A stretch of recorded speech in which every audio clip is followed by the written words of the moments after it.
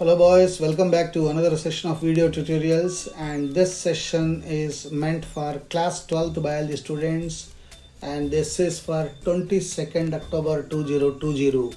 We are into the revision mode and we are revising chapter number 8, human health and diseases, and we were talking about how AIDS can be attacked to a person, how a person can become AIDS patient, and what is the role of the HIV, how it attacks the T cells and the B cells. We were reflecting upon all this.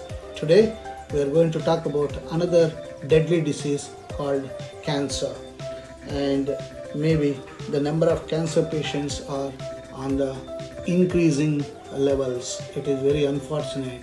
Though there's a talk that there is cure for cancer, but in reality we are seeing most of the cancer patients are not able to cope up.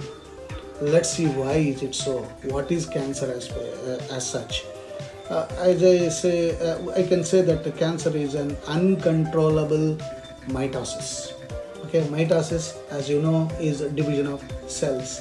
Once the mitosis becomes uncontrollable, the cells keep on increasing uncontrollably, and that results in cancer. So it is one of the most dreaded diseases of human beings and is a major cause of death all over the world. Normal cells show a property called contact inhibition. Contact inhibition. They are not able to touch each other. That's inhibition, means not liking, dislike, contact dislike, by virtue of which contact with other cells inhibit their uncontrolled growth. That's what I said, uncontrollable growth. So cancer cells lose this property of contact inhibition. What are the characteristics of a normal cell and a cancer cell? Normal cells have uniform shapes and sizes. There is no change in the shape and size, whereas in the cancer cells have a large variety of sizes and shapes. The nucleus have irregular structure and have relatively small cytoplasm in a cancerous cells. Reproduction and cell death. Cells stop dividing when too much of its kind are present. Once they reach the optimum levels, these cells grow and divide in a controlled manner and follow a predictable life cycle. Normal cells undergo a process of apoptosis, self-destruction, if they detect abnormalities and damage in their organelles. Whereas cancer cells, they don't stop growing, and that results in appearance of a tumor, a cluster of mutant cells. So that is the first sign. Formation of a tumor is the first sign that indicates possible cancer in future. Communication. Normal cells communicate with each other for proper functioning. So there are communication channels. Cancer cells do not communicate with each other. That channels of communication will disappear in cancer cells. Adhesion and invasion. The cells have external membranes that allow them to bond with other cells. So there are communication channels, as we said. Cancer cells lose the molecules that keep cells bonded together. So some chemical molecules will be missing. These cells have the ability to invade or spread to other parts of the body by traveling through, this is the worst thing, they just enter into the bloodstream or lymphatic system. Then we say metastasis. This is the most dangerous sign of cancer. And specialization. Normal cells start out as immature cells and mature with certain specialized functions. So you start off with cell elongation, cell differentiation, redifferentiation, dedifferentiation, all that, and then finally it becomes mature. Whereas here, cancer cells do not mature at all and undergo apoptosis. Instead, these cells become immature over time. Cancer cells are primitive and they don't have specialized functions. Their duty is to only increase the numbers. And the signal recognition, normal cell recognize the signals. They know when there are enough new cells and stops dividing. Cancer cells, this is the reason why they proliferate. They don't recognize signals. So this inability to recognize the signals will make them erratically reproduce mutated cells. That is the reason why tumors happen. So cancer cells continue to divide, giving rise to masses of cells called tumors. So there are two kinds of tumors: benign tumors, malignant tumors. Benign tumors, this remain confined to affected organ. Suppose if there is some extra growth on the forearm, it is restricted to that area only. Whereas malignant is not like that. It spreads to other organs of the body, from one organ to other organ. So malignant tumor is very, very dangerous. Rate of growth is usually slow. You must have observed some persons having small TT balls on their forehead, underarm, forearm, all that, and they don't normally grow unless we disturb it. So normally doctors advise not to touch that, even though they become obstacle in the beauty or handsomeness of a person.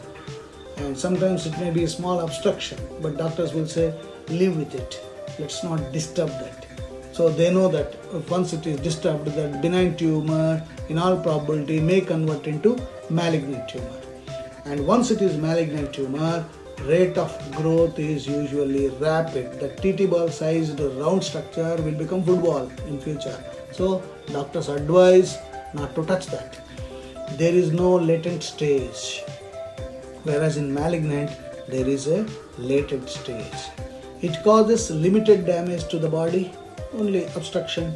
The cancer cells migrate to other sites of the body, particularly blood. That's the most dangerous one. So once it enters into the blood, there is metastasis. Here, fortunately, no metastasis. It's non-cancerous. It's only a tumor, but this fellow is cancerous. So causes, what causes cancer? Causes of cancer: cancerous neoplastic cell may be induced by physical, chemical and biological agents called carcinogens. So what are carcinogens? Substances that cause cancer are called carcinogens. So it can be anything. A carcinogen may be X-ray, continuous exposure to X-rays, nuclear radiation, gamma radiation, and people working in coal mines, and of course even some physical things also will interact with the cells and become carcinogens. So there are also, along with that, viruses, a special class of viruses called oncogenic viruses. They are called oncoviruses. So they have a gene called viral oncogenes, and unfortunately these genes enter inside us, they will cause cancer. So several genes called cellular oncogenes, C-onc we say, or proto-oncogenes have been identified in normal cells, which when activated under certain conditions could lead to oncogenic transformation of the cells. So basically cancer is caused because of two things: one, carcinogens; second, oncogenes. Cancer, how to detect? Cancer detection and diagnosis. Cancer detection is based on biopsy. So a tissue is taken and studied under the electron microscope and see the abnormalities that are seen in the tissues. That's biopsy. Histopathological study. So study of histology, study of tissues, and pathology. What are the pathogens present, possible pathogens present in the tissues? And of course, blood test, and then bone marrow test, for increased cell counts, that is the T cells and B cells. And then radiography, which will reveal the abnormalities in the tissue. And of course the CT scan, computed tomography, MRI, magnetic resonance imaging are very useful to cancers of internal organs like intestine, liver cirrhosis, brain cancer. All this we use the CT scan and MRI. And is there any treatment of cancer? Yeah, of course, but then we need to be careful. What is that? Surgical. Cancerous tissue are surgically removed, of course, but then there are reports that it is reappearing again. That's the problem. So repeated surgeries will make the patient, you can imagine, his life will become miserable. So surgical may not be a single-handed cure. It may be coupled with other. So there has to be multiple treatments. Surgery is not alone a solution. Then radiotherapy, second one. Tumor cells are irradiated lethally by radiation, but of course people say that it's very horrible one because of the pain involved in that. And then of course chemotherapy, again drugs are used to kill cancer cells, but lot of side effects. Person becomes bald, and person, the HB, hemoglobin count comes down, becomes anemic. And then of course the best one is immunotherapy. Patients are given with alpha interferon, which activate their immune system and help in destroying the tumor. And I'm sure above all this, we have got our own biotechnology. I'm sure in future biotechnology will play a crucial role. Plasmids will play a crucial role, wherein we talk of inserting desirable gene which can replace these oncogenes or oncogenic substances.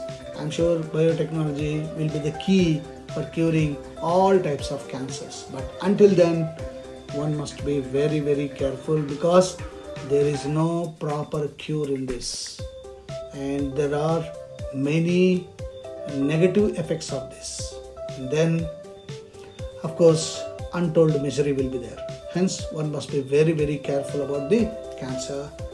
So we keep on discussing tomorrow another concept, drugs and alcohol abuse, which will be very dangerous, and children like you must be aware of all this. We'll talk about that tomorrow.